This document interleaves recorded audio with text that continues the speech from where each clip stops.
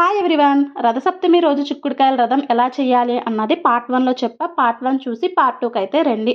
అసలు పూజ ఎందుకు చేయాలి అని అంటే, ఆ రోజు ఉదయాన్నే లేచి మనం తల మీద తెల్ల జిల్లేడు ఆకుని అలాగే రేగుపండును పెట్టుకుని తలారా స్నానం చేయాలన్నమాట. అలా స్నానం చేయడం వల్ల ఇకపై ఎండ తీవ్రత పెరుగుతుంది కదా, ఆ ఎండ తీవ్రతని తట్టుకునే శక్తిని మనకు ప్రసాదించమని అయితే గనక కోరుకుంటా ఉంటామన్నమాట.